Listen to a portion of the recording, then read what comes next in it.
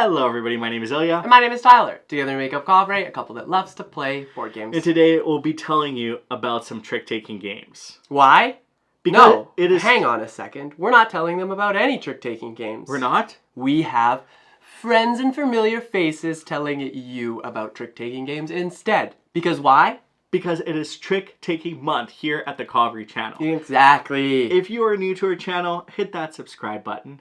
Follow along our journey. Welcome. We love having you here. And this is a month where we're going to be entirely dedicating to trick-taking games. You'll see trick-taking games on our socials. There'll be some funny short form videos, some photography, some videos, some history, some reviews, and maybe a top 10 list of our favorite trick-taking games. Especially the ones that we've played, because those are the only ones that are eligible for our list. And there's thousands out there, so we can't have played them all. Maybe one day. Yes. Because we do really like trick-taking games. And the one thing Ilya is failing to mention is that we are going to be having some fun giveaways. So you better keep your eyes peeled, whether it be on YouTube, Instagram, or any of the other platforms that we kind of use, that we definitely use. And you can also check out our Discord, where we talk about all sorts of fun things, and we'll have some giveaways there too. And of course, our Patreon if you want to support us further. Exactly. But you're all here to hear about some trick-taking games from all these incredible, lovely folks you may have seen in the thumbnail. So let us pass the torch over to them to share some of their favorite games. And while we do that, make sure to check out each of these folks in the description below. We'll link their channels, show them some love, send them some lovely emojis from Kovray. Maybe it's a panda, maybe it's a bat, who knows? Who knows? It could be fun. Let's just show these folks some love because they're incredible and we love them very much. And we also want to say thank you so much for participating. We are very excited for Trick-Taking Month. Exactly. Let's get it done. Hey there, friends. I'm Michelle, and this is my daughter, Billy. Hi. And Tyler and Ilya asked us to share one of our favorite trick-taking games, and we didn't even have to think about which one. It was never a question. No, it wasn't. There was no doubt. I think Tournament in Camelot is one of the most underrated, most thematic trick-taking games out there, and one you might not have heard of. It's published by WizKids. I actually don't know if it's still in print, but you could probably get a copy somewhere. I really hope it is. I really hope it is. Who doesn't want to play a trick-taking game based on King Arthur and Lancelot and Guinevere? While the box says it's for 3 to 6, there is a 2-player variant right inside the box that works really, really well. And Billy and I actually prefer the 2-person variant. In this game, you get to play as King Arthur or Guinevere. And not only that, but each trick is actually a battle, a melee, where you are inflicting wounds on the other players.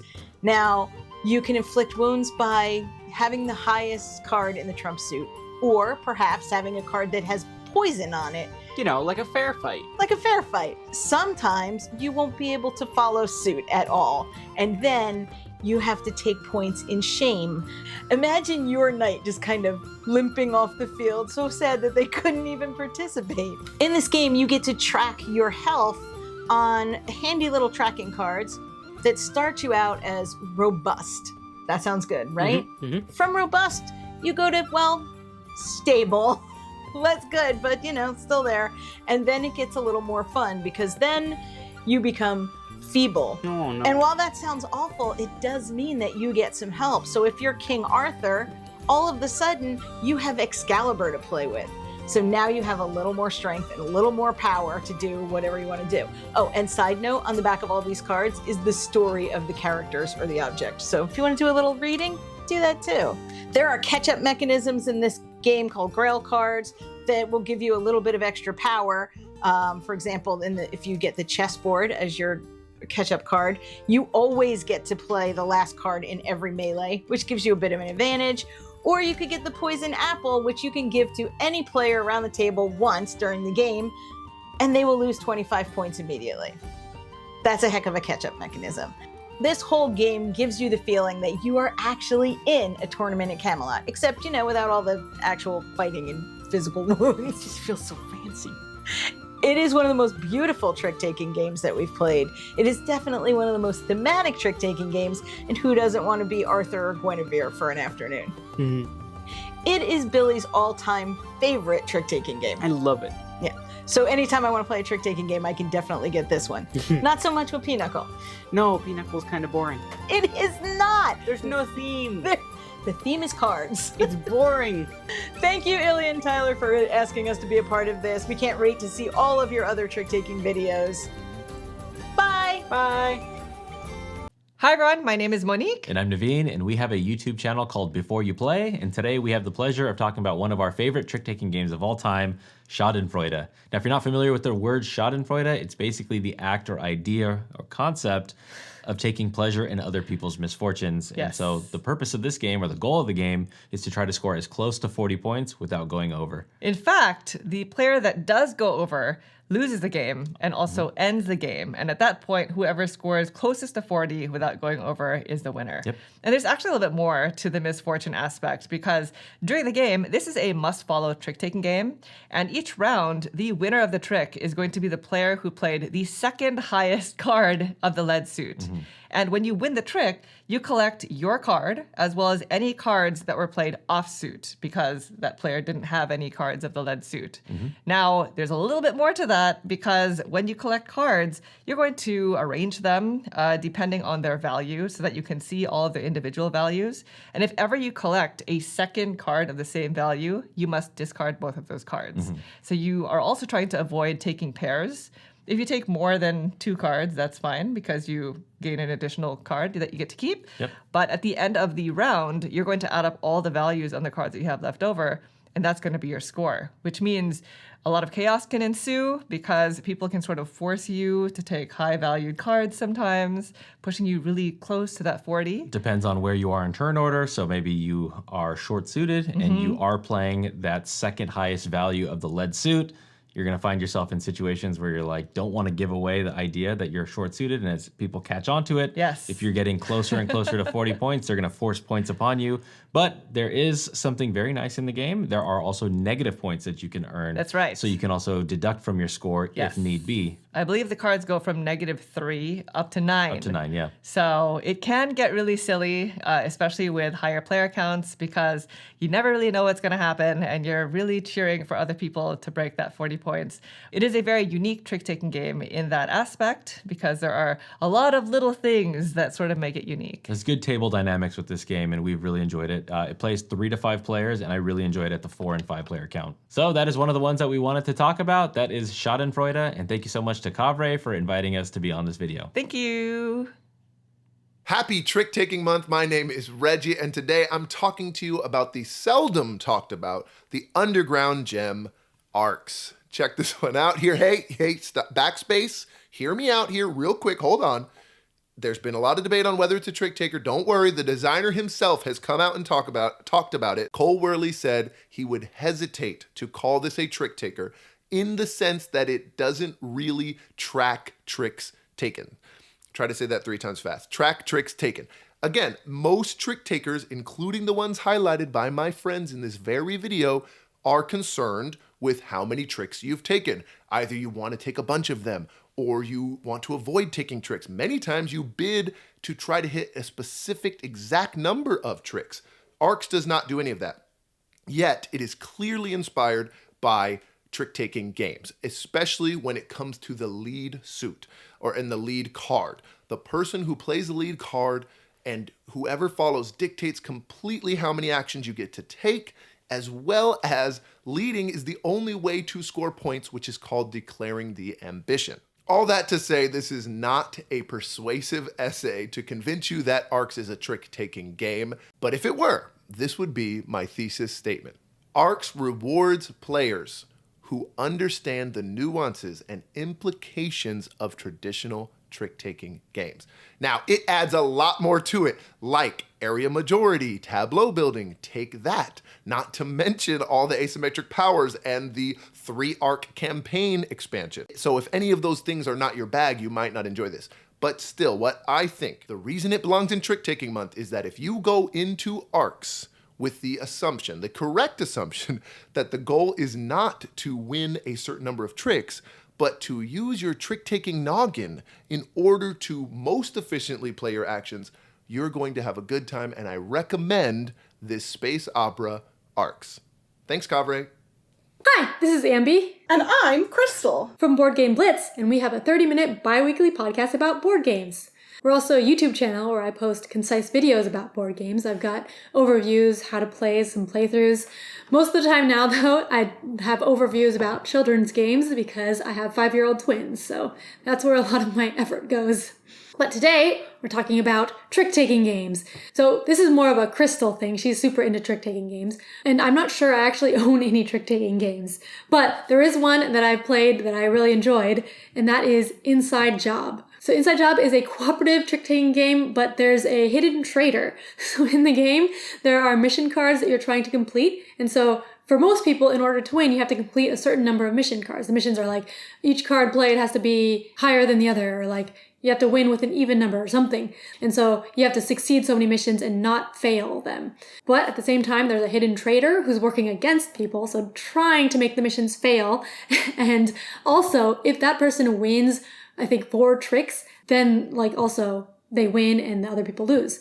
So as a normal player, you're trying to get the missions to succeed, which means sometimes you're giving away the lead, but you don't want someone to take the lead too much because like, what if they're the bad person? Like, oh no, you can't let them have control. So yeah, I think like having the cooperative thing with these missions would be too easy. Sometimes it's not even that easy to complete the missions if you're fully cooperative, but like having the hidden traitor makes it even more interesting. So that's why I like Inside Job. But let's see what other trick-taking games there are. When it comes to trick-taking games, I own a lot. And some of them are kind of quirky and weird and less heard of. Some are common, like Skull King. You've heard of that probably if you like trick-taking games. But others in my collection are a little bit weird, eclectic, and less commonly known. I love trick-taking games. I love them so much. I love the different themes. I love the different mechanisms. And it was really difficult for me to pick which game to talk about today. This is where I almost picked, but instead, we're gonna go with Time Chase. Time Chase is a trick-taking game where you get to travel in time. Yes, you heard me right. In this game, players are time travelers, and while you may be playing tricks in the present to start the game off, throughout the course of the game, you will spend fuel to travel back in time to past tricks to try and change the outcome of those tricks. And all of the tricks get laid out into the center of the table, and if you can ever control 3 different parts of the timeline at the same time, you can win the game. This one is very unique, has a really neat connection between its theme and its mechanisms, and it's why I love Time Chase so much. It got talked about a lot when it first came out, and I feel like people aren't talking about it as much anymore, and that is why I wanted to highlight Time Chase.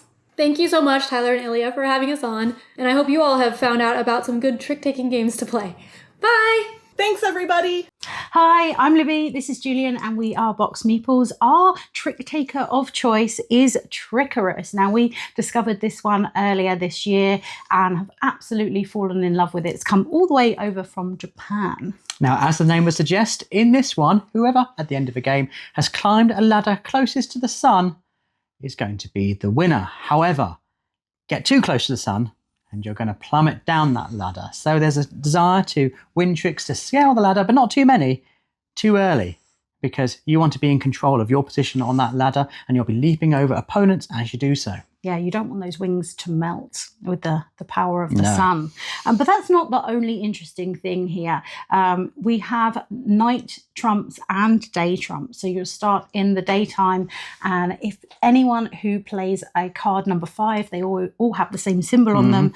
And if that is played, then everyone's hand gets turned around and you've then moved into the night, which means that no longer are the suns the trump in this, where now the moons are the trump, and it can really change how you play, what you think your hand is, and where you were trying to not win a trick, now you're stuck with the cards in your hand that you need to follow that mean that you're going to end up leaping over that another player and get a little bit too precarious next to the sun, and you might end up dropping all the way back to the beginning. And you play this in 3 rounds. You do. So it does mean you've got to pace yourself. Exactly. Can't leap up that ladder too quickly. But yes, if you're looking for a quirky, slightly different trick taker, Trickerous is certainly one you should look for. Yeah. And thanks, Ilya and Tyler, for inviting us onto this. And can't wait to hear more of your choices for trick-taking games. Yes, excited. We love a trick taker. Thanks again. Bye. Hi, I'm Jeff Kornberg from the Dragon's Tomb, and my favorite trick-taking game has gotta be Cards Against Humanity. Each round, one person reads a black card out loud. This sets the rules for the round. Then, each other player takes a turn playing one card from their hand. If the first player plays a white card, then everyone else who follows must also play a white card if they have one. Also, the only color of cards players can have in their hand is white. Then, whoever's card got the most laughs wins that round. I always hate how in some trick-taking games, a player will play a suit that I'm unable to follow. Cards Against Humanity eliminates this issue by only having white cards playable, ensuring that everyone will be able to follow in every trick. This gets rid of all that icky tension and makes it one of the most welcoming, inclusive games that I've ever played. What's up, folks? I'm Dwayne from the YouTube channel BlackBoardGaming, where we teach you about all these great board games that are out there, waiting to be played by you and yours. First off, I want to thank Ilya and Tyler over at Kovray for inviting me to participate in this collaboration of favorite trick-taking games. My favorite trick-taking game is one of my favorite games from last year, and that is Fishing, designed by Friedman Fries and published by Rio Grande Games. Now, Fishing starts as your basic trick-taking game. Everybody's going to get dealt a hand of cards representing 4 suits: red, blue, yellow, and purple. And the suits are numbered 1 through 10. And then everybody's just going to play your basic trick-taking game. You know, following suit, highest value wins. Now, here's the thing. Each player is going to have a fisherman card, and they're going to have a fishing boat card. When you win tricks, you're going to place those tricks on top of your fisherman card. And at the end of the round, each player is going to score 1 point for each card on their fisherman card. Then they're going to shuffle those cards up and they're going to place those cards onto their fishing boat. And in the next round, when people get cards, they're going to draw cards from their fishing boat, their own personal deck. Now, everybody has to draw a specific number of cards. Now, let's say a person didn't win a lot of tricks. So, if they don't have enough cards to draw from their deck, they're going to draw the remainder of those cards from an ocean stack that's in the middle of the table. And this ocean stack contains gradually more powerful cards. It introduces the trump suit, which is green, and it introduces cards from the other 4 suits of higher numerical value, so they can go as high as 18. And then there's these buoy cards that give special actions. So if that card is played, instead of the highest value winning the trick, the lowest value winning the trick. There's also the 0, that if you play that card, then before whoever wins that trick takes that trick, then you get to select one of the cards from that trick and put it onto your fishing boat, or fisherman rather. So that's where the struggle comes in. This game's going to last 8 rounds. And so in each round, do you try to win as many tricks as you can in order to score points? Or do you kind of play off so you can gain some of those higher, more powerful cards from the ocean stack? And that's what I really like about this game, is because it starts off as basic trick-taking game, but then it starts adding those twists and turns. And I feel that I could teach this game to pretty much anybody that enjoys a good trick-taking game. See you guys later. What's up, Kovray and Mike?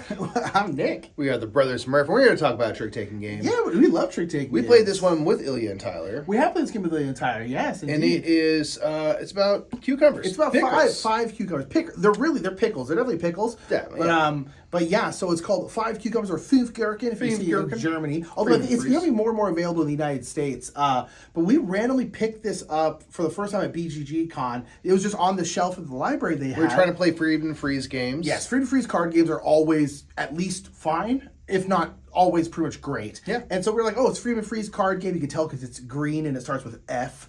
And we're like, let's go ahead and try it. And it is an interesting trick-taking game where there's only one suit. That suit is Pickles. And the only thing that matters is the very last trick. Yes, basically you don't want to win the Pickles. last trick, Yes. because if you do, you will gain pickles. Pickles are bad. Once you got 5, you're done. You're down. It's just like an elimination game, and there's just a fun thing where it's trick-taking-ish, but it's different in that you have to play something higher than the previously played card, and if you can't, you have to play your lowest card. Which is bad. Which is bad because you're trying to save a low card for the final trick, the final bit of the hand, so you don't get the pickles and stuff. Yes. So there's this interesting thing of like, you know, kind of choosing when to surpass, when to, you know, not, like, how do you control that stuff to try to make sure you have a decent card for the end. And it's really interesting and different. Yeah. It's fun to have, like, a trick-taking type game where there's just one suit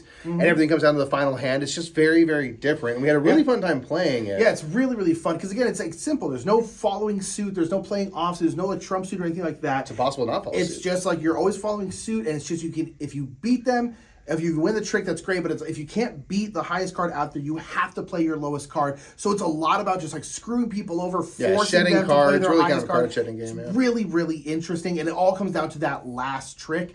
It's really, really fun. It's super simple. If you see it, again, these kind of card games usually like 10 or 15 bucks. Pick it up. It's really, really fun. Kovray, we love you to death. So thanks for having us as part of your little trick-taking thing. Bye. Bing. Hey, I'm Grant with Grant's Game Rex. I love trick-taking games. They are some of my favorite games out there. It is really hard to pick just one to talk about in my segment of the video. That is why I have decided to talk about 17 of them. I'm just playing. The trick-taking game I want to talk about is also probably the most party game of any of these trick-taking games, which is one of the reasons I love it, and it is the game My Favorite Things. This is a trick-taking card game, but you don't know what cards are what value. You are playing a traditional trick-taking thing where you are playing cards and a certain number beats another number and that sort of stuff, and then whoever wins the trick gets to take a heart, and hearts are worth points at the end of the game. But the reason I say you don't know what the cards are, every player will come up with a category, and then you will pass your own cards to another player who will write things on the cards for that category. And they have to rank things how their opinion. You know, they have to rank things the way they see it, but you don't know exactly how they see it. You know, if you write the category best cereals, are they gonna write Lucky Charms as their number 1, or is that number 5 because it's too sugary for them? Cocoa Puffs, that's a solid contender. Frosted Flakes, I'm always a fan. Fruit Loops, pretty good. Sometimes they cut the top of your mouth though. Is that gonna cut it down? So you get the cards back after they write them down. Everybody gets cards back, and you can see what is written on there, but you don't know the value of that card. And so when you are playing cards into a trick, you're trying to be like, ooh, I think I can win this trick. And lower cards, win the trick. And so you're like, ooh, I think I can win this trick with a 2.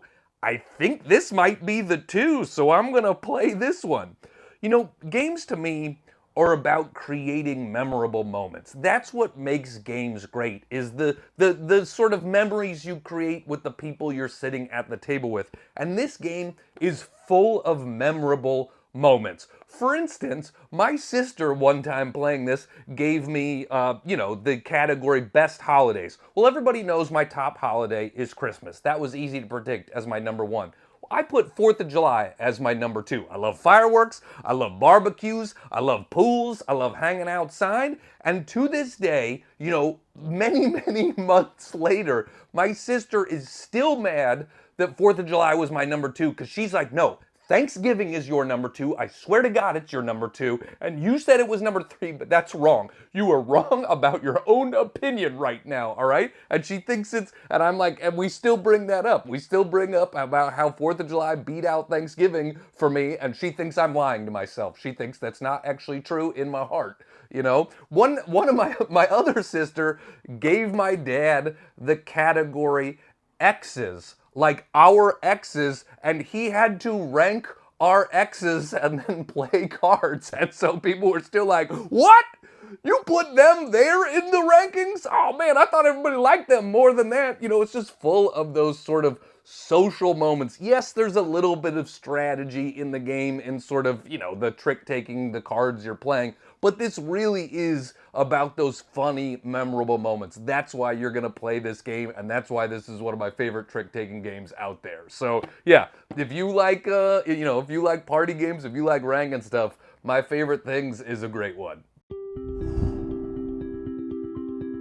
Hi, we are Inspired to Game. I'm Sean. And I am Lola. We are a Canadian board gaming couple with a channel focused on reviews. We also do lists and playthroughs and how to plays and the occasional organizational video. The purpose of our channel is really to bring joy to fellow gamers out there. Games bring us tremendous amount of joy, and we hope to spread that around a little bit. Like an epidemic. Not like that at all. Our favorite trick-taking game is Cat in the Box because of its quantum nature. Loosely based off of Schrodinger's cat, your cards have no color. They can be any color until you play them and declare its nature. You can also declare that you don't have a certain color anymore, but that could lead you to creating a paradox. We love this game because of its great components, its unusual gameplay, as well as, of course, the cats. Before we go, we want to thank Ilya and Tyler for having us here on Kovray. We hope to see you all soon, and in the meantime, happy gaming, folks. Hey everybody, we're Mackenzie and Jonathan from Terredice Games, and today we're talking about Jekyll vs. Hyde. Jekyll vs. Hyde is an awesome two-player trick-taking game where one player plays as Dr. Jekyll, the other player plays as Mr. Hyde. Now the goal of the game for Dr. Jekyll is to keep his mind in balance, so he's trying to win an even number of tricks, where Mr. Hyde wants to either win all the tricks or lose all the tricks, because the difference in the number of tricks that he wins is how far Mr. Hyde descends into madness. Now we have this awesome kind of like really heavy mover piece that's metal. It has Dr. Jekyll on one side and Mr. Hyde on the other. Now heading on down to the board, we have our cards. They're in 3 different suits, which are the evils. We have greed, pride, and wrath. And when you play cards, it's going to determine how strong each of those suits are. So that means the first suit that's played will be the weakest. The next suit that is revealed, which could be in the same hand, will be the second weakest or the next strongest. And then the third suit will be the strongest suit. Now the trick about this game is that we also have these potion cards, which this one is 5.5, it beats a 5, will activate whichever card it's played with. So this would be activating the greed potion, which means the players have to exchange 2 cards from their hand. Pink or pride would make them win a trick or take a trick that the other player had already won, and then the red potion will cause all of the suits to reset so that you get to choose them all over again. Yeah, this game is such a beautiful, truly tug and pull of it, and the 1 versus 1 of each other. This is a great game with beautiful art by Vincent Detroit that makes it perfect for the Halloween season, and an amazing trick-taking game year-round. Hi, my name's Paul Grogan from the YouTube channel Gaming Rules, and I'm here to tell you that I don't like trick-taking games. If I wanted to play a trick-taking game, I'd go and join a load of grandmas around at the local town hall and sit there and play whist. We've moved on. Games are different now. Modern board games, much, much different, and we don't want to play anything like old-fashioned trick-taking games. What's this? The Crew Quest for Planet 9, a cooperative trick-taking game? What the... The Crew Quest for Planet 9 is a cooperative trick-taking game in which players take on the role of astronauts exploring the solar system and trying to complete missions with limited communication. The game came out in 2019, designed by Thomas Singh and published by Cosmos. It went on to win the Kennerspiel des Jahres in 2020. Now, I'm not very good at this game, which is why I don't play very often. But there is no denying that The Crew is one of the games which has changed the hobby, and it deserves all the credit for putting trick-taking games back on the map and making them, in my opinion, as popular as they are now. The Crew is one of those games where communication is very limited between the players. There is a way that you can give information to the other players, but only using the rules of the game, and that is by playing cards. Once in each round, a player can play a card from their hand and put a little counter on it, and that will give information to the other players. For example, I could play a yellow 7 and I could put the counter on the top of it, and that is me saying to the other players, that yellow 7, that is the highest yellow card I have in my hand. And the trick to playing this game well, which is why I'm not very good at it, is understanding the information that people have given you and then using that information to the best of your ability. It is a game where there will be missions dealt out at the start or objectives dealt out at the start of the mission, which is like, oh, well, this player needs to win a certain number of tricks, or this player needs to win the pink 3.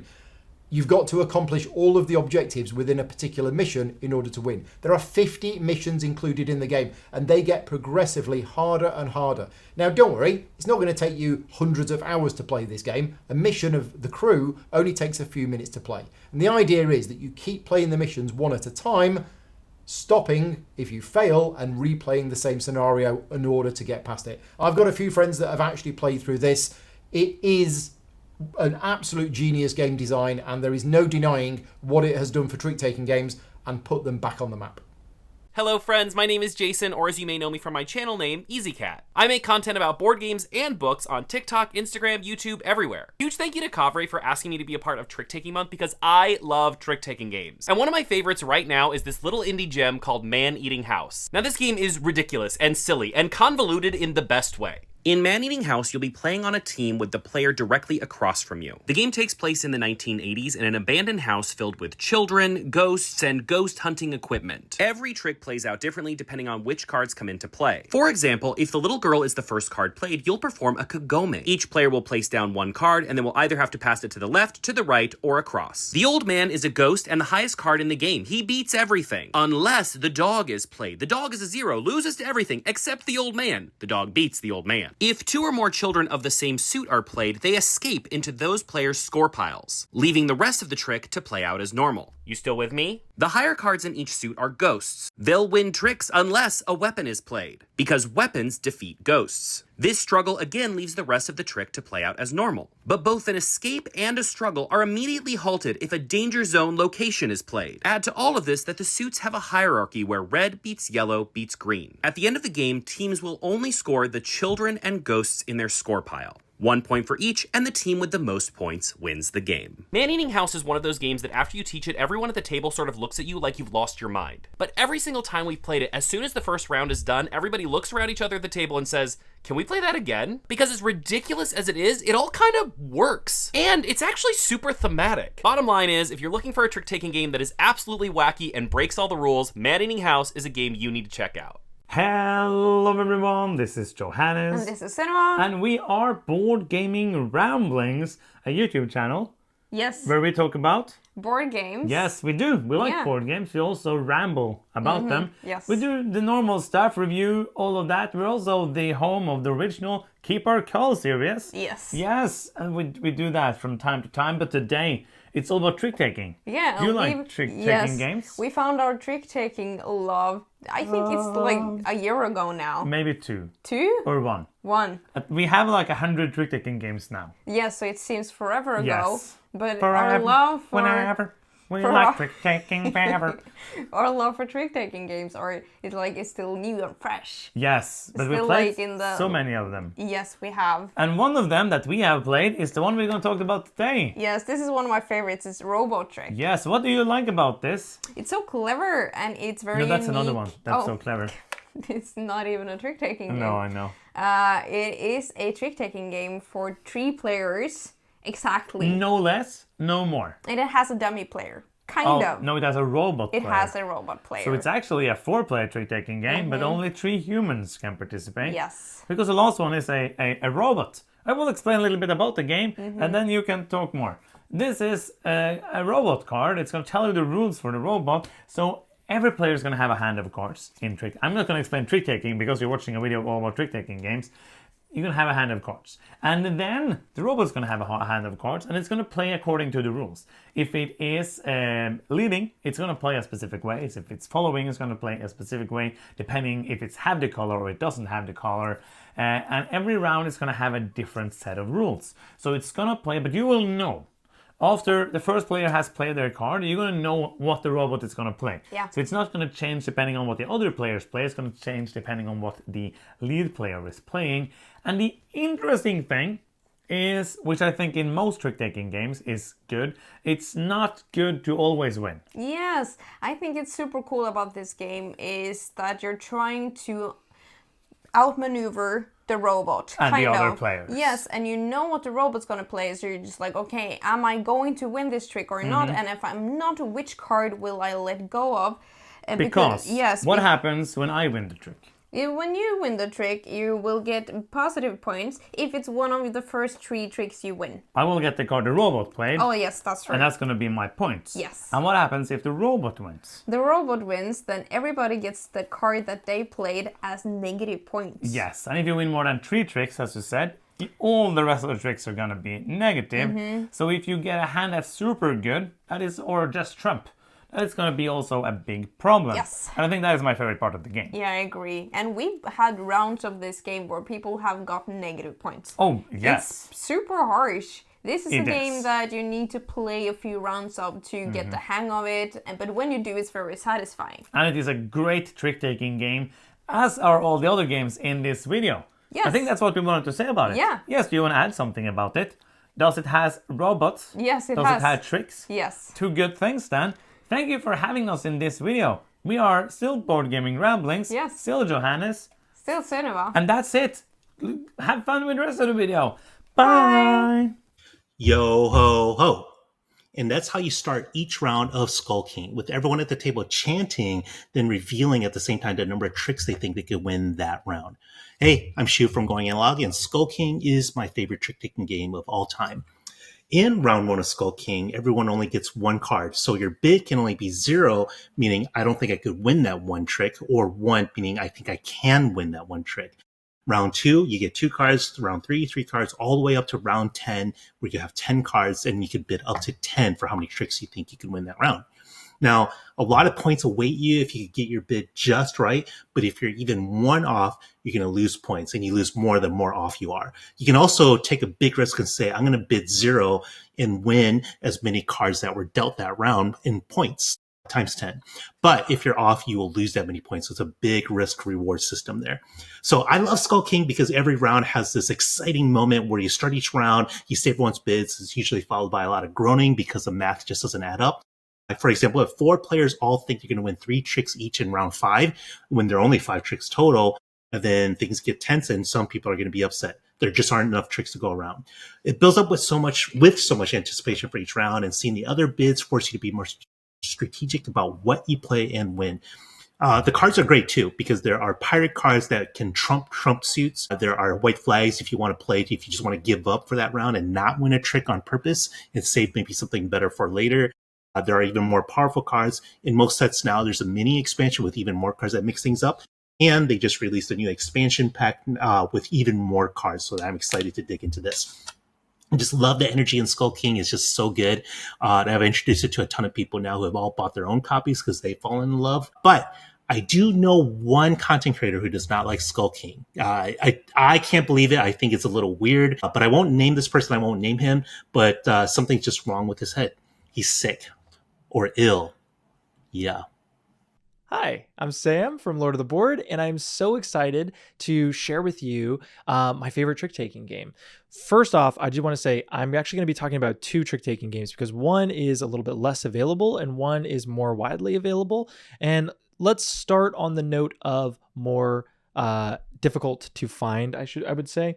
And that's going to be Werewolves Beat Robbers Horror, which is a wild name, but the artwork is so freaking adorable. And this is actually one that I got to play. I was feel now pretty fortunate to get a copy, but this is one that I was able to play quite a bit over the last couple months. And I don't know why I waited so long to pull this off the shelf. This is a fantastic little trick-taking game in which it is social deduction, and you're going to be dealt a hand, and that hand will contain your role. So if you don't have any werewolf card or any of the role cards, you are a robber or on the robbers team. If you get a werewolf, you're on the werewolf team. If you get the seer or the traitor, you're the seer or or the trader. You might be multiple roles. Every single round of this game, you don't know the number of roles out there. There might be a lot more robbers. There might be only one person with every role. It can get insane. Yeah, if you ever get a chance to check this out, please do. The other one that I want to talk about is a bit more widely available, and that's going to be Trick Takers. You will have a hand of cards and you'll be dealt that, and you will all be drafting a role for that round. And all these roles have very different abilities, and there's different roles that you can add, which I really love. So there's some that are a little easier, some that are a little bit more difficult. One of the most simple to explain is the king, who has priority in choosing the next draft for a character if you take that role. You also break a lot of ties as the king, or you might choose the resistance, in which they can have a revolt trick during the game, and if they win that revolt trick with a black suited trump card, they will win the game, just flat out. And I know that that's probably losing you already, but I just want to hamper that this is a really sick game, and you should check it out. That is Trick Takers, my favorite trick taking game. Thank you so much, Ilya and Tyler, for allowing me to be a part of your video. Bye. No. Oh, hey, welcome to Taylor's Trick Taking Table. I'm Taylor, and here we are, getting ready for trick taking school. Sorry, pardon me being a little bit frazzled. So I wanted to say I'm so excited that Tyler and Ilya had me on the channel for doing trick taking videos. I can't be more thankful and more excited to cover more and more trick taking. On my channel itself, all we do is cover trick taking. So I can't wait to see what other folks talk about. I looked a little bit at the games that are covered, and they're so good. Oh, I can't be more excited. But follow me as we continue to get ready for trick taking school. Okay, now that I got my lunch packed, what can you not do without at trick taking school? Obviously, trick taking games. And I wanted to say, I was thinking about it. What should I cover on the video? Because so many other amazing content folks are covering so many other amazing games. And I thought, you know what? Why don't I just swing for the fences? Why don't I do as niche as possible as a game that also highlights a really interesting thing that is happening across the country right now is there's indie game markets. There's ones at PAX Unplugged, PAX West, Double PAX, Dice Tower West. There's ones in Tennessee and LA, Game Market West. There are so many interesting ones. And a huge call out to, if you ever are thinking of making a game, try making a trick taking game. It's so fun. Usually just a deck of cards, and you can have so many wonderful ideas. So that is what we're highlighting today. That is why we're getting ready for school with the game Popular by Tyla. It comes in a pencil pouch filled with not only the cards of the game, but also some, like an actual pencil, which was great. But let's go to the table, and I'm going to show you how to play slightly Popular. So in a game of Popular, it's just a normal trick-taking game where players are going to play cards into the trick, and whoever has the highest card of the lead suit is going to win unless they play a card of the trump suit, and then that is going to take it. But the special thing is you want to have the same number of tricks as the majority of people. So let's say after this trick happened, the Burt's Bees, not sponsored, Chapstick takes this trick. They have 1. Everyone else has 0. Everyone else who has 0 right now is in the Popular club. But let's say this pencil takes a trick. Now it's 1 and 1. It's still 0, 0, 0 as the Popular club. But let's say the Scotch tape took the trick. Now having 1 trick is super popular. You're going to play out, and at the end of the game, you're going to get points for how big your group is. So you want to be with the most people. Classic high school. That is the hook and the twist. And the other hook and the twist, it's only for 5 to 8 players. So many trick-taking games are just up to 4. But this is everything but, well, everything. I guess there's more players than 8. But from 5 to 8 is a wild, wild pair count. And that is what makes Popular so interesting. Alright, thanks so much for watching. And again, it's so fun to see really interesting, amazing indie ideas get more traction, more coverage, and just get out there in the world. It is so fun. So thanks so much to Tyla. And definitely check out an indie game market in your area or at a convention you're going to, because they are just an absolute blast. All right, I'm off to school. I'm actually a little bit late. So please have so much fun, and thank you so much to Kovray again for having me on the channel. Bye!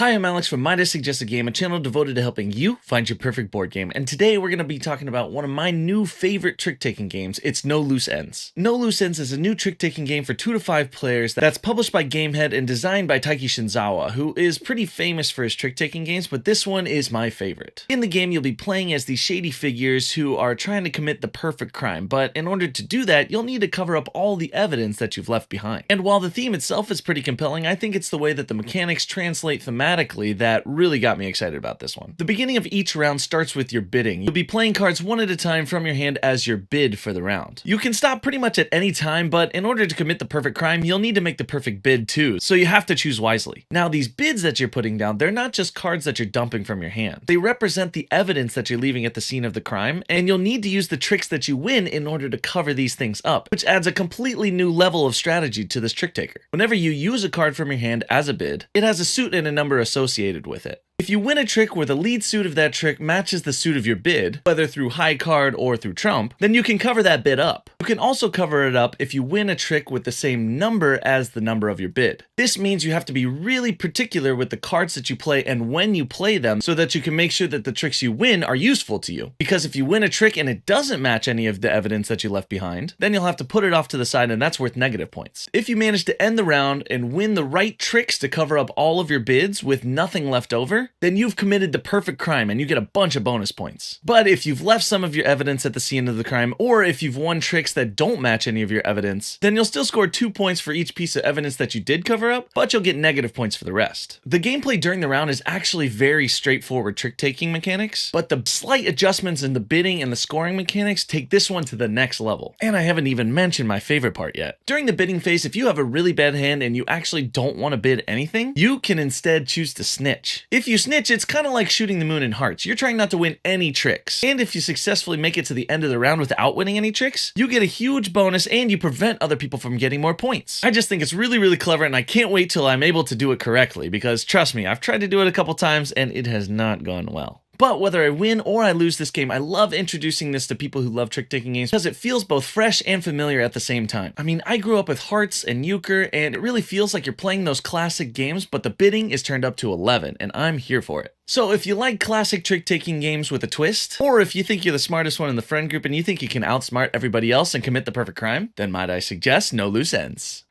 Hey guys, thanks for inviting me, although I was going to have a hard time because I don't like trick-taking games. They make me feel so dumb. So I wasn't sure what to add until Movie Tricks showed up at my door. And I was very excited because I love the subject matter of movie making. And one of the 3 designers, Eilif Svensson, is one of my favorites working today. So if anybody can make me like a trick-taking game, it's going to be Eilif. Now this is going to come out later this year around Essen Spiel time, but let me give you a sneak peek. Here we are midway through a game. This is the movies I'm trying to make, the ones Jen's trying to make. There's a 3rd player off to the side. I've already finished one movie, Submarine Agent, Vengeful Villain, and I'm about to finish my second one, Shipwreck Pilot, Blank Escape. And if I could win this Rolls card, it would be Red Escape, and this would be perfect for me. It finishes my second movie. It gives me 2 more movie stars. It keeps me in balance. Each one of these different types of cards I'm trying to win score in a unique way. So I want to win that card, and right now I am the lead. Here's my hand of cards. So if I want to win, I want to win this trick. So I get first dibs on these. I guess I'll play my best card, gray 10. So everybody else has to follow. So now there's the other player. They play a yellow 4. I guess they didn't have any grays in hand. And bad news, yellow is the trump color right now. So all of a sudden they're winning. And now here's Jen. And she's got a bigger hand than me. There are so many rules breakers for how trick-taking games work, including the fact that you can get bonus cards. Now, Jen doesn't have any grays, and she does have a trump, but it won't win. So, and Jen desperately wants to get first dibs so she can get that CGI card. Maybe she'll get it if she comes in second, but she doesn't want to take any chances. So she's going to play a 3 plus a bonus card she won earlier. Because if you lose, you get bonuses. So sometimes you want to lose because you value the bonus more than the cards that are on offer. So Jen's going to play her 3 plus 3, and Jen won with a 6. And she says, yes, the snake president. Secret Lesson is her movie. She's got some CGI, which will score. And then Unfortunately, the rolls card, well, it turns out the other player who came in second with their trump card, they end up taking that, which leaves me with a props card. All right. And, that's not bad. It gives me a new icon. I'm trying to set collect props, but more importantly, because I lost this round, I'm the one who's going to get a bonus. And I could either take it and add it so I've got more special effects, or I could put it in my hand. So now I've got a bigger hand for next round. And because this is a blue, I've now made the trump color blue for the next round. And what happens is the 3 cards we used, these are now the ones we're playing for in the next round as we continue to set collect. Jen is the lead player. She's got a value. What does she want? Do all the normal trick-taking stuff. Maybe she wants to lose to get one of these because she doesn't care about those. And the game continues. And I've just got to say, this is fantastic. There is so much going on, and what I think really makes this stand apart is no matter what, every round you're going to get something. Even if you're bad at trick taking, you can be good at valuing cards and trying to make the best collection of movies to score your best row, your worst column, plus each one of these different columns has their own unique way of scoring. It's really cool. I think it's going to turn a lot of heads when it becomes available later this year, and so it's my pick. My wife said after we played it the first time, this is the best trick-taking game I've ever played, and I think this might be my new favorite as well. So I'm going to say thanks for inviting me, guys, and we'll move on to the next contributor. Hey, I'm Dylan from Tablenauts, a small little channel on YouTube, and we've been playing board games for a very long time, and trick-taking is one of our favorite types of games. One of my favorite recent trends is actually when people take trick-taking and apply it to other genres as well, so it's sort of this mishmash by the end that's super fun and super unique. One of my absolute favorite games that does this is Brian Boru, the High King of Ireland, which takes trick-taking and area control and makes this beautiful game that you can play with people in about an hour to 2 hours. Now, I love learning about Ireland. I've always loved learning about Ireland because my last name's Doolin, and actually last year me and my wife Emily got to travel there and see like a whole bunch of different parts of Ireland. And in this game, you are playing essentially as like heroes of Ireland trying to accumulate the most fame, and in doing so you will win the game. You're going to do that through securing marriages with powerful families.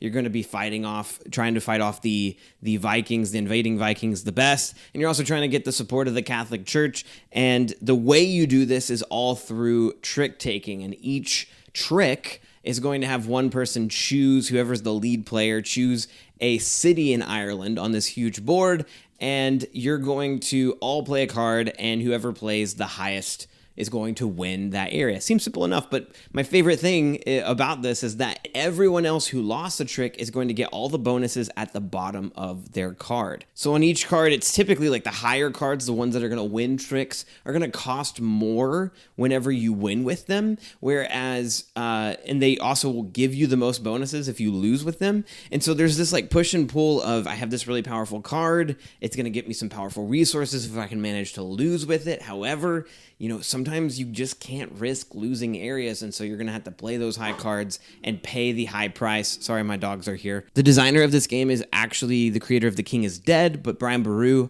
I like a little bit more because on top of being a really neat area control game, it blends this trick-taking mechanic in really, really well. So thank you so much for having me on, and that's my favorite, Brian Boru. Hi everyone, I'm Amanda Panda. You can find me on all the socials under Panda Angel, that's Panda, the number 8, and GEL. I'm primarily a board game live streamer on YouTube and Twitch. You might also have seen me on Our Family Plays Games Voices and on Board Game Geeks Game Night. I'm also on the 5 by podcast, where 5 people review 5 different games, and they are 5 minutes each. I'm so honored that Kovray asked me to join them on this video. I really love trick-taking games, and I've probably played just about every single game mentioned in this video. But I saw that one kind of fell under the radar, and that is Fork by Tate Wu, self-published under Sunrise Tornado. Now, Fork stands for Fox, Owl, Rabbit, Kale. Fork's twist on trick-taking is that you gain points if you can eat. and multiple people can gain points on the same trick. The lead player will choose a suit and play a card from their hand matching that suit. Everyone else must follow suit unless they can't. All Kale cards are played face up, all other cards are played face down, and then we'll flip over the cards. Foxes go first. If they're the only fox, then they will get to eat an owl or rabbit of their choosing by placing it in front of them in their scoring pile and discarding the fox. If there's multiple foxes, they will chase each other away and they will not score. Then if there's any owls on the table, they will get to eat a rabbit of their choice. And then any leftover rabbits will get to eat kale.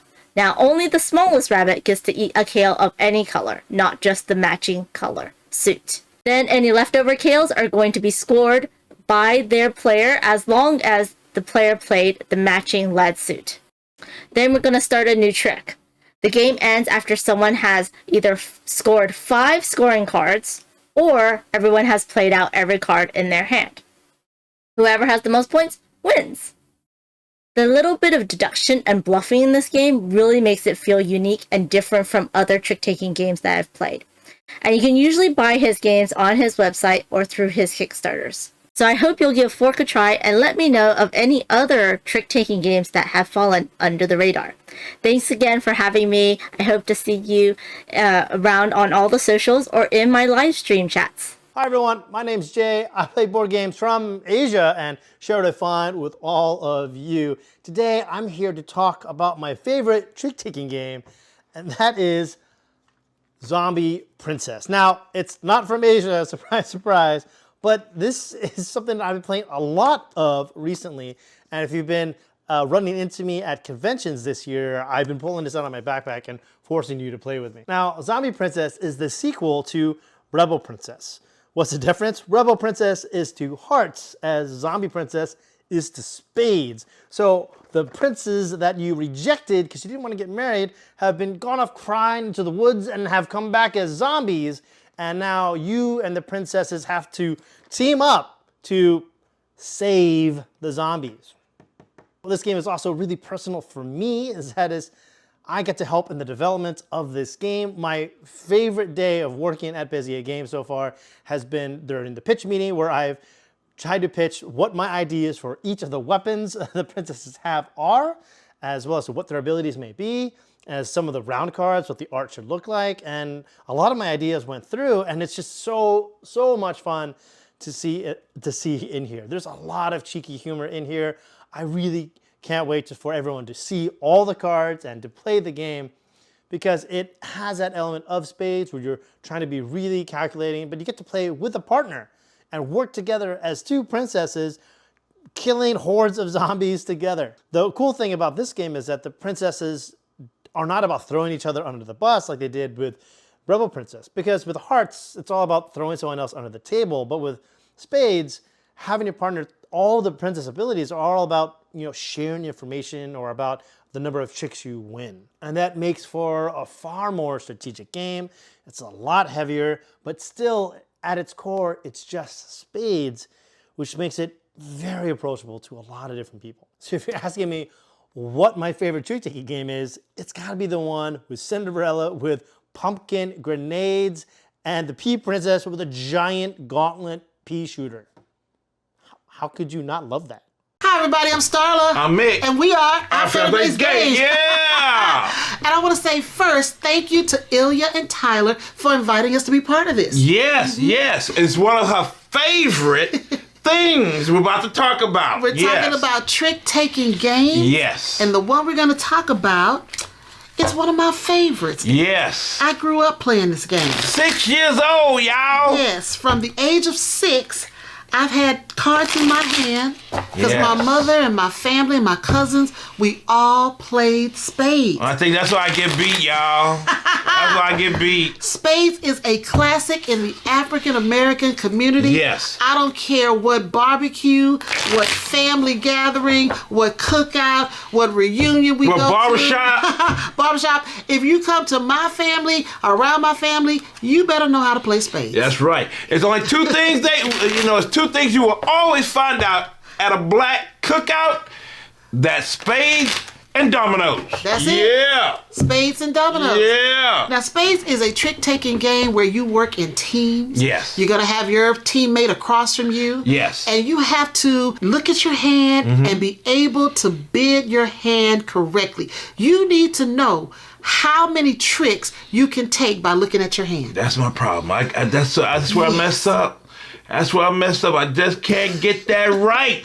So when we play spades with other people, I usually will not let Mick be my partner. She says no. No. She says no. We've lost too many times because he will not bid his hand correctly. Yes. Now in spades, you can get 13 tricks. Yep. And you have to be able to bid. So if the opposing team is bidding 7, then there's no way we can bid 7 too. Yeah. Right, Mick? That's right. I guess. Yeah. Yeah, I've been told. What are you doing, Mick? What are you doing? Think about it. So I'm trying. Even if I think I have 7 books and the opposing team has already said 7, I'm going to bid 6 and we're going to try to do what they call a set. We're going to set them so that they don't get the number that they bid. Yeah, That way try. they get a negative. We try. That's right. We try. And with spades, you've got to look at your suits. Your cards go from high to low. Yeah. And if you've got the high cards, the ace, the king, the jack, the queen, 9 times out of 10, you can turn those into a book. 9 times out of 10. Yeah. Because there may be that 1 or 2 times where that opposing team doesn't have any cards in that particular suit. Yeah. And then they're going to do what we call a cut. They're going to play the trump card and cut you and take that trick. Ooh.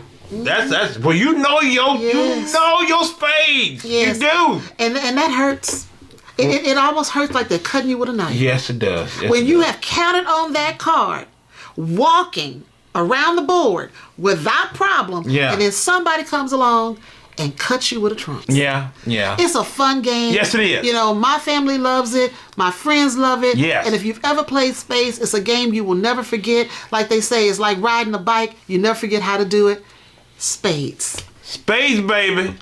Hello, I'm Paula Deming. I have a YouTube channel, youtube.com/Paula Deming, where I make a board game sketch comedy series called Things Get Dicey, and I do live playthroughs there as well, and on Twitch, twitch.tv/Paula Deming, and I also contribute to Game Night Picks and Watch It Played on YouTube, and This Game is Broken, a board game comedy panel show podcast that you should listen to if you aren't already, and a variety of other things, but those are the ones I'm thinking of right now. I am so excited to have been invited here to talk about one of my favorite trick-taking games because I love trick takers.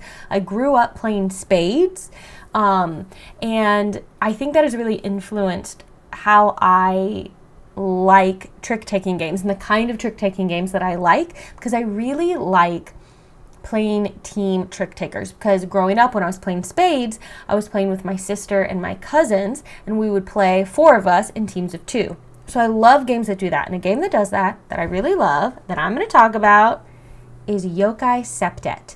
This is from Ninja Star, and it's a great game where 4 people can play in teams of 2. There is also a 3-person rules set, and I just found out from Taylor's trick-taking table, if you love trick-taking games and you are not watching Taylor's trick-taking table on YouTube, you're missing out. You've got to go check him out. Taylor is wonderful. I love him. But I found out on his channel, watching a video he did about Yokai Septet, that there is, I think, a fan-made 2-player variant that is apparently very good. So I'm excited to try it. I have not played that. But in Yokai Septet, you are trying to win tricks that have the boss in it, the yokai. And they look like this. They are the 7s in every suit. These are the pretty foiled cards. My version also has non-foiled cards if you prefer that, but these are pretty. So these 7s are what you want to win in a trick. And every suit has a different kind of layout of values. They all have a 7 in them, but you can see like the green suit only goes up to 7. And then like the gray suit, which is the most powerful, its lowest number is 7. So knowing the values spread for each suit is going to affect your strategy for how you play the cards depending on what suit has come out. So Yokai Septet is a must-follow trick-taking game, which means the person who leads whatever suit they play, everyone else has to play a card of that suit if they have it. If they don't have it, they can play the trump value. So the trump suit, every round, you're going to deal out cards to all the players. In a 4-player game, you're going to end up with 12 cards. And the one card that's left, you're going to flip over, and whatever color that is, that's the trump suit. So that's going to change every round, which also keeps the game really interesting as you're playing because it's always changing. So the trump suit can be played if you don't have a card that matches the lead suit. And the trump, the highest value trump, will win that trick. If no trump is played, then the highest value of the lead suit will win. And the other thing that can win is the green, like ace. This is the trumpiest trump. This will beat any card of the game. You play this, you're gonna win the suit. So use it wisely, friends. But you may not always want to win. Because here's the thing. The round ends when one of the teams has either collected 4 of the bosses, 4 sevens, or one of the teams has won 7 tricks without winning 4 of the bosses. You have lost the round if that happens. So you really want to be careful about what tricks you're winning and strategically losing tricks on purpose, which is one of my favorite things in a trick-taking game, knowing when I want to win and then how to manipulate things so that I don't win a trick when I don't want it. I love that in a trick-taking game. I think that's an interesting strategy to think about, and this game is full of that. What else is interesting is if you end the round by winning 4 of these 7s, then you score based on the stars that are shown on them. So there are different stars for different player counts, but you can see like this 7, if you look at the white stars, that's worth 2 points. But this 7 is only worth 1 point, and the green 7 isn't actually worth any points. Additionally, whatever suit the trump was that round, if you have a 7 of that color, that goes out. You're not going to score that one. You're going to play until someone has 7 points. Now, if the round ended because one of the teams got 7 tricks but not 4 of the bosses, the other team gets to score points, and they will take all the 7s left in their hands and the other team's hands, and they'll score those 7s. So you really, really don't want to get 7 tricks without 4 bosses. You really don't. Like I said, I just think that makes such interesting strategy. I love this game. I first played it with Monique and Naveen of Before You Play and Matthew Jude. We were at a convention and Monique and Naveen introduced us to it and we played this and I had such a good time. I think it's such a fun, interesting, strategic trick taker. I highly recommend it. So yeah, check it out. Yokai Septet. If you want that tense, strategic trick taker, this is it. This is it for me. This does it for me. Thank you so much, Ilya and Tyler, for having me. Hope you enjoyed. Enjoy the rest of the trick-taking games. And thanks. Bye. Hello, everybody. Welcome to us having a quick chat about trick-taking games. We're going to be talking about one in particular. But before we get to that, I'm Andy Hutchinson, and I'm here with Stéphanie Dusablon. And we are part of Salt and Sass Games. Suzanne Sheldon is also part of the team, but couldn't make it with us today. But you would know Suzanne from our podcast, our flagship podcast that we do, where we talk about board games, video games, and all game things in between. We also do videos on Twitch and YouTube. Some are board game related. Mostly board game related, and some are not, but we like to mix it up with apps as well. And what else is on the channel? Well, Stephanie does something very important on the channel. What do you do, Steph?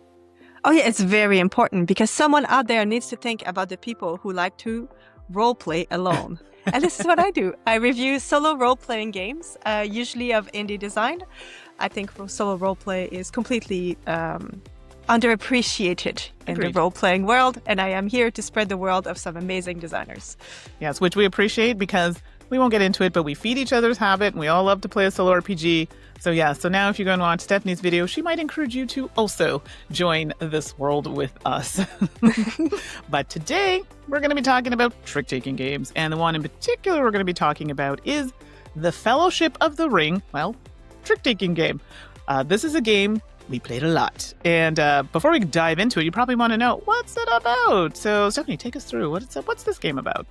Sure thing. The Fellowship of the Ring, the trick-taking game, is a cooperative, which is very important, trick-taking game in which the players will be playing through different chapters of the book, The Fellowship of the Ring. So basically, every game, provided you're successful in meeting the objective, gives you a different objective and introduces different characters. So basically, the players will be choosing a character which has its own win condition, and then we will have the objective of the game, and then the players work together to make sure everyone's objectives are met, as well as the mission objective. So it is a very, again, as a person who has read Lord of the Ring and of course watched movies, I like Lord of the Ring. I wouldn't say like I'm a fan of Lord of the Ring. I'm not a huge fandom person. So this is not like, I say this because I love the franchise. I appreciate it. But I know enough about it to really appreciate the thematic integration in the way that the different conditions, character condition as well as mission conditions are met. Right. I felt like it reflected well sort of the pressure of the moment that the mission is trying to like represent. Yeah, no, absolutely. And I mean, if you're into the theme, for sure, you'll catch the nuances and whatnot. If you're not, totally fine too. You'll still enjoy it. I'm also like you. I enjoy like, Lord of the Rings, those series. I mean, I read The Hobbit like when I was younger and I really enjoyed that, but I'm not like super fan, but I do enjoy that. So that was a nice touch with the game, but I would have liked it regardless. So I did find we played this game a lot. We went to a convention and we'll just try a few chapters. Yeah, it's fine. Yeah, I think we flew through, was it like 14 chapters or something? Something like that? Yeah, counting the time we spent on the train on the way back. Yeah, totally. Yeah, so that should tell you we liked it. And we played a 2-player. There's like another thing that happens with 2-player. You kind of have to manage like a separate player, but it's not that bad because I'm always complaining I don't like dummy players, but this isn't bad. And I found we did better with 2 than with the group. I don't know. Maybe I just imagined that. No, I think you're right, because having as you said, a dummy player, which is basically a pyramid of cards, and you have to play from the base up as you free up cards, you end up having more information. Right. So I think in that sense, it's slightly easier, except of course, sometimes you can tell from the get-go that card you critically need is precisely the wrong spot in the pyramid.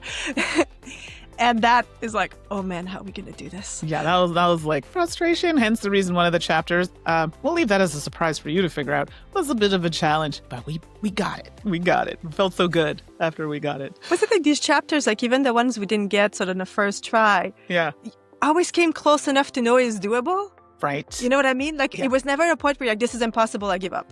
Like exactly. It was just, you play it and it's almost, I'll say, obsessive. The way that we're like, no, we can do better. And I don't know what time it was one night. We're like, just one more time. And I'm like, man, I'm so tired. I know, but we have to get it. But we gotta. But we did. We got it. So that should tell you our dedication. And also just in general that we just love trick-taking games. I grew up playing trick-taking games like Hearts, some of the games that have been around for a long time. I'm not particularly good at them, but I do enjoy them. And, like I said, it was part of my childhood. So if you've never tried one, I encourage you to try one. And maybe don't start off with this one. Maybe you do. Maybe this is what brings you in. But I think it's a great experience. And I don't know. I just think it's something that it's a nice highlight in everyone's lives. What about you, Stephanie? What trick-taking games do you... No, I agree. Like, I don't play a lot of them. Again, solo trick-taking. Sure. But that said, I have to say, like, the cooperative aspect of it changed the way I view trick-taking game altogether. Like, I find it that much more enjoyable to be working with someone. Yeah. Because there's literally a time where I'm like, now it is time for me to lose, for us to win. And it's like, I met my objective and now I lose. Exactly. Exactly. So those lame cards that you might get normally in a trick-taking game, you don't know how to play or they're just annoying. Sure. Now it's like, no, I'll save them for when it's time for me to lose. And I love that.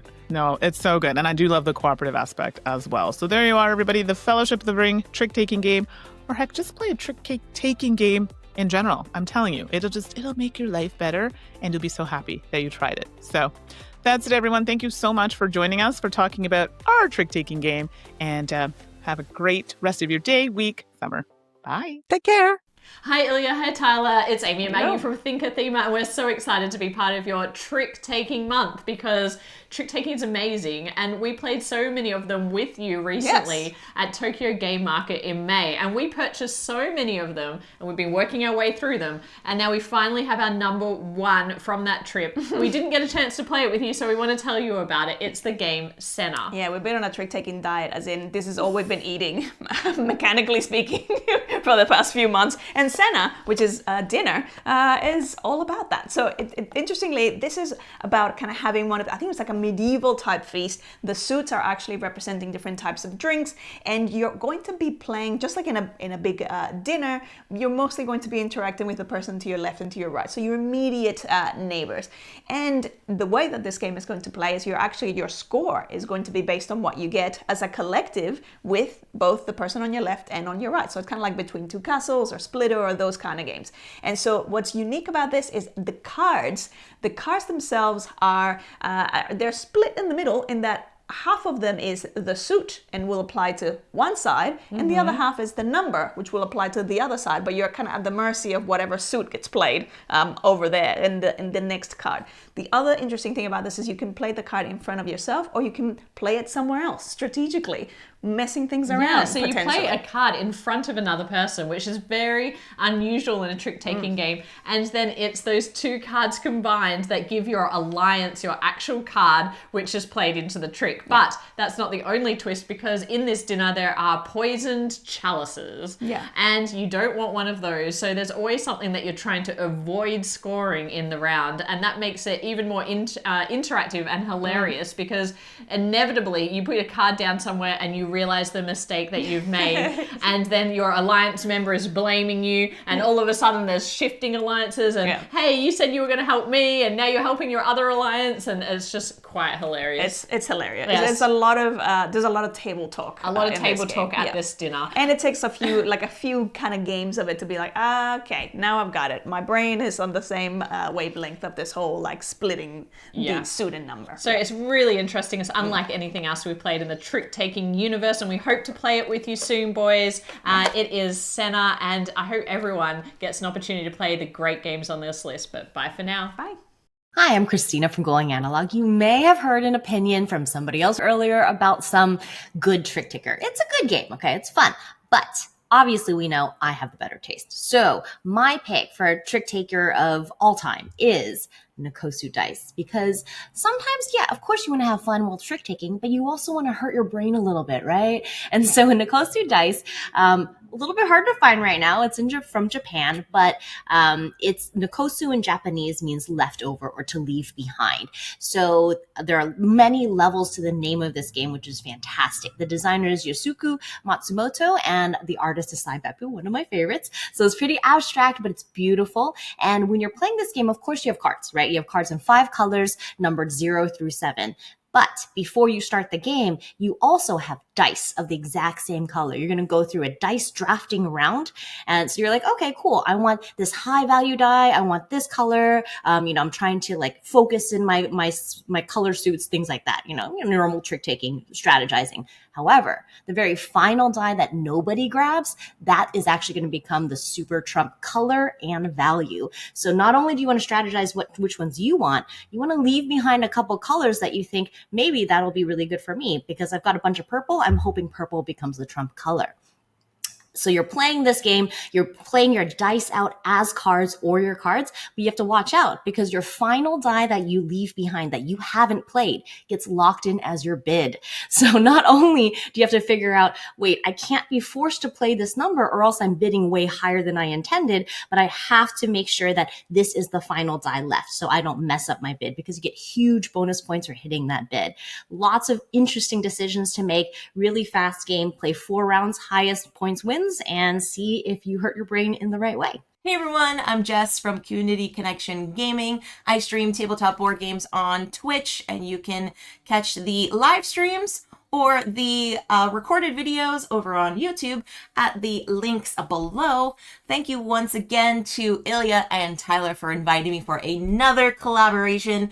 I am so glad to be a part of these. They're always so fun to see what other people are choosing for the game of choice each month. So thank you once again, and I highly recommend checking out the other channels in this collab to see what their content is all about. My choice for trick-taking this month is Wicked and Wise, designed by Fortessa Elise, illustrated by Beth Sobel, and published by Weird Giraffe Games. Now, those 3 names that I mentioned are all women or women-run companies, so highly encourage you to get diverse in your gaming collection and support more women-designed games. All right, in this game, friends, it is a trick taker, but there is a kicker. You are either a dragon trying to collect coins into your hoard, or you are the wily mouse companion to assist your dragon to gain most of those coins. I will read the little description. I always love the flavor text whenever it comes to these types of games. Hoarding is a lot of work for a dragon, also a lot of play.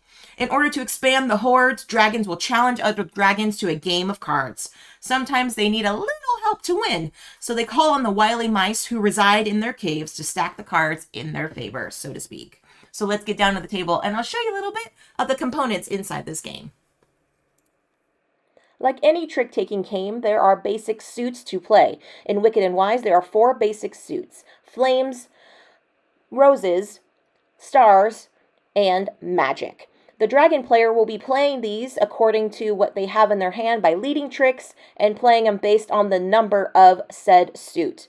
Now the mouse player is also going to be paying attention to the suit, as well as the bottom of the card, which has the ability that the mouse player will be able to play to assist their dragon player in winning the trick. So pay attention to what they say, because it will make a difference whether or not you win the trick and give your dragon all of the gold to add to their hoard. In addition to the 4 basic suit cards in the game, there is also a power suit card or trump suit card in the form of gem cards, which can be played instead of a basic card during a trick. These gem cards will be collected based on some trick applications as well as some rules specifications, so they do not come into the game right away. You will be able to gain them as future rounds take place. Now, when a trick is evaluated, the winning team can choose either to take coins into their hoard or choose a treasure card, which will give them a one-time ability for them to play on a future turn. The losing team will get the opposite prize, either a treasure card or gold, respectively. There are also goal cards in the game based on what each team was trying to accomplish in said round, and there are multiple types of goals based on the difficulty level and player count. For odd number player counts, there is the dual player, which will play both as a mouse and as a dragon. And thankfully, in the game, there is a handy-dandy little reference card that'll tell you how to play as this dual player. I also see this as a great way to incorporate odd number of player counts, so that way if you do want to get this to the table, you have the ability to do so. So that is my choice, friends, for this trick-taking month, Wicked and Wise. Hi friends, I'm Ruel Gaviola. You can find me all over the interwebs at Ruel Gaviola, or some of the channels I work for, including Good Time Society, Rahdo Runs Through, Our Family Plays Games, and more. Today I want to share a game that I really love and it's totally underrated. It is Diamonds. Now this trick-taking game is in my collection, but I don't know where it is, so I'm using the Shohei Ohtani bobblehead as the box today. Pretend it's Diamonds. And we're going to go over to the BGG page and check this out. In Diamonds, you are playing to gather physical diamonds from your opponents and lock them away in your vault. And you're going to do that through basic trick-taking play. And I like to call this sort of like a trick-taking plus game. So if you played trick takers before, this is like the next step type of game. So as you play tricks, the cards are numbered 1 through 15, 4 different suits. Whenever you win a trick, depending on the suit that it's been led in, you're going to get diamonds. And if you lead with a diamond or you win a diamond trick, you're going to get a diamond from the supply straight into your vault. If you win a heart trick, you are going to take a diamond from the supply and put it in front of your vault. Win a spade trick, you'll take a diamond that's in front of your vault and lock it away inside your vault. And these are player screens, so they're you're just going to put them behind the screen. And finally, if you win a club trick, you will take a diamond from one of your opponents that's in front of their screen or their vault and place it in front of your vault. So through clever gameplay, and it's pretty quick too. You're going to end up with either a bunch of diamonds or none. You're going to get points depending on where they are. If they are in your vault, you get 3 points each, or if they're in front of your vault, you get a point each. So lots of fun interaction. I think it's a really perfect next step in your trick-taking journey, and be sure to check it out. All right, take care, friends. See you later. Hello friends, my name is Jenna and I am from the Board Game Garden. A huge shout out Tyler and Ilya for having me here on the channel. Love you guys so much. The Board Game Garden is all about cozy vibes, very welcoming vibes. I focus a lot on cozy games as well as kind of mid-weight games and some heavier Euro games as well. And then I do also focus a lot on solo gaming. So the trick-taking game that I wanted to chat about today is one of my favorite trick-taking games, and it is also a solo trick-taking game, a solo-only trick-taking game, which is very rare. I actually don't think I know any other solo-only trick-taking games. There are a few trick-taking games that you can play solo, but this one specifically is a solo-only trick-taking game, and that is For Northwood. This has been one of my favorite trick-taking games for a while now, and it actually, when I first saw it, didn't really catch my eye because the art is very childish, but it's definitely grown on me. The real shining star for this is the gameplay. So For Northwood is published by Side Room Games, and it is designed by Will Su.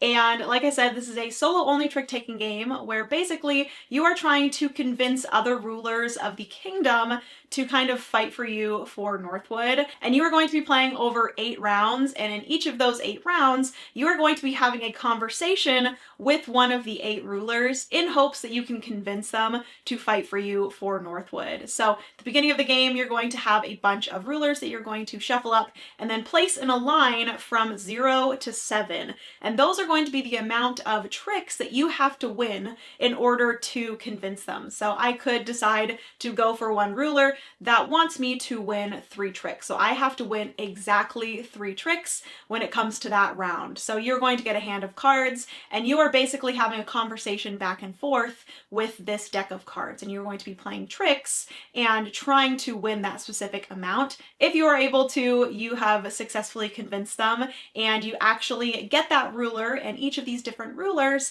are actually going to give you special abilities that you can use. It has just enough challenge in a solo game that I personally enjoy it, where it is hard, but I have won it a few times. There's also additionally a solo campaign mode that you can go through, or I guess it's not really a campaign, but more so just different scenarios that you can play through that give you additional rules and different things, which really keeps the game nice and fresh and fun and changing things up here and there. So if you are able to get your hands on a copy of this one and you are a solo gamer, 100% recommend you do that. And I can seriously not say enough good things about it. So yes, that is For Northwood. Thank you guys so much for having me here on the channel. I appreciate Tyler and Ilya so much. They are wonderful humans, and hopefully you enjoy the rest of the video. Oh, that's a lot of trick-taking games. It is. Have you played them all? I don't think I have not. Yeah. There's been some in there that I took notes. I'm like, I should check this one out because I didn't even know it existed. Mm-hmm. We're gonna have to play more trick-taking games after this month. So there's a part 2? Part 2 already after the first day of the month? Not an entire month, but there might be more trick-taking games. Maybe a trick-taking week? Yeah. Well, thank you so much for watching. If you enjoyed this video, make sure you hit that thumbs up button, and like we said before, subscribe, because we love talking board games, and this month specifically, trick-taking games. And make sure to follow along and subscribe to all the folks that partook in this video. Hit that description down below, go to all of them, show them all the love, because they're great, and the games are great. Exactly. Now, my turn. Last but not least, we want to know your favorite trick-taking game, so that's our question of the day. You can let us know down in the comments below. And keep an eye on the description and all of our socials, because there are giveaways coming. Reminder, reminder, reminder, reminder. There'll be cards, they'll be flying. Whoa, whoa, whoa, whoa. But until next time, we'll see you later. Bye. Bye.